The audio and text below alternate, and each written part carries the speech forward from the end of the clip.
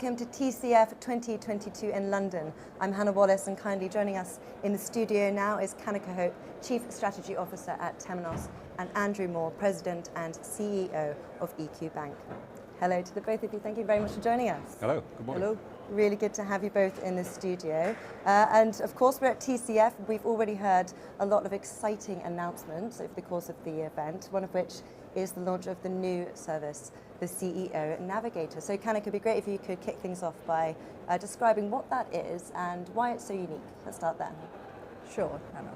So the CEO Navigator is not exactly new. It is built on a service that we launched in 2019, a strategic and proprietary strategic advisory and value benchmarking service where we, together with our clients, aim to better understand the drivers of banking performance, the benefits of technology, and how banks are doing compared to their peers and best in class.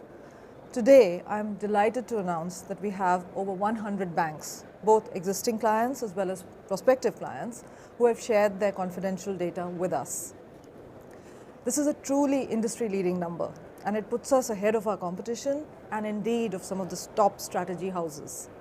Therefore, we are now at the stage that we have reached the maturity for this program to evolve into what we call the CEO Navigator, a full-fledged decision-making and advisory service for our banking CEOs and top management to allow them to better understand their business and to navigate through specific operational metrics that we can prove drive financial performance and profitability.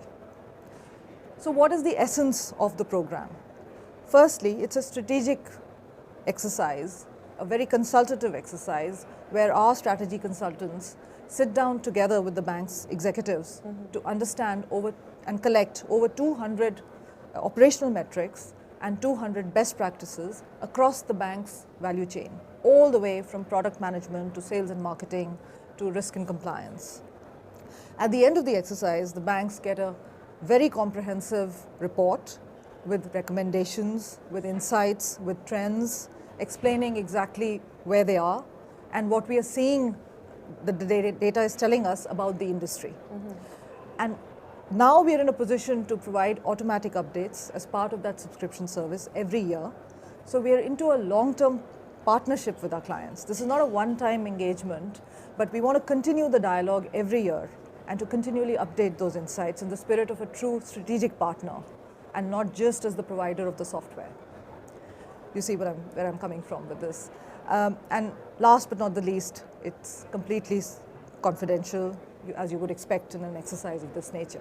Thank you, Kanika. And I know that you analyse data from over 100 banks, so I'm really keen to hear about some of the insights from that. What were the key findings?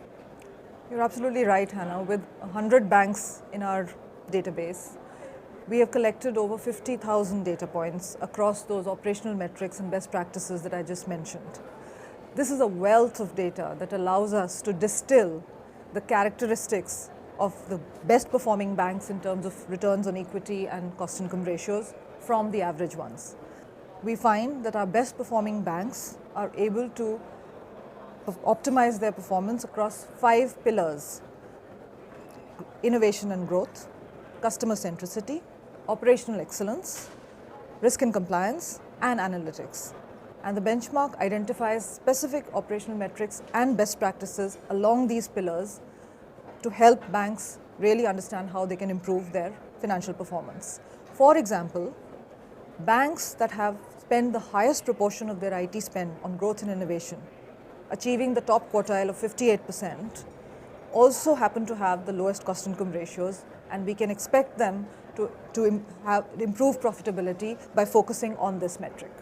So following on from that, Andrew, I know that EQ Bank was the very first to participate in this benchmark exercise. So I'm really keen to hear about your insights from this and tell us why is it so helpful from a CEO's perspective. Well, we're banking and data geeks, frankly, so we really want to understand the guts of the performance of our business. And there were some really interesting things that came out of this for us. So we found we're actually very competitive in things like efficiency ratio. ROE is our kind of true north. We drive about a 17% ROE every year, year in, year out. And it's really important that we keep that metric there to build the sustainability of the bank. Where we discovered that we were an outlier on the other side, though, which surprised us, is our speed of bringing products to market, where we definitely weren't performing at the level we needed to do. And so that led us into putting more thinking into that, how we could operate better as a management team, moving to agile methodologies, working with our partners at Temenos to be better on delivery, to try and resolve that issue so that we can be not just good at delivering those results of ROE and cost efficiency and so on, but great at building the bank for the future. Brilliant. Well, I think I know the answer, but I'm going to ask it anyway. But would you recommend the CEO Navigator to other banks? Well, it's certainly very useful to us. I would say, the data's there, and as Kanika pointed out, there's lots of data points. But of course, you've got to use it if you're going to get value from it. So it's one of those things, you've got to get your management team engaged, understand how to pull the levers that come from those insights. But absolutely, without that data to start with, I don't know how you can even start to think about running your bank better. So yes, absolutely. I can't see why anybody wouldn't do it, frankly. Brilliant. It's such a success, and as you say, a really unique service as well. Thank you so much for spending your time speaking with me today. As we've been in here, it's already got a bit busier outside, so I'll let you get back to the event, but thank you very much. Thank you, Hannah.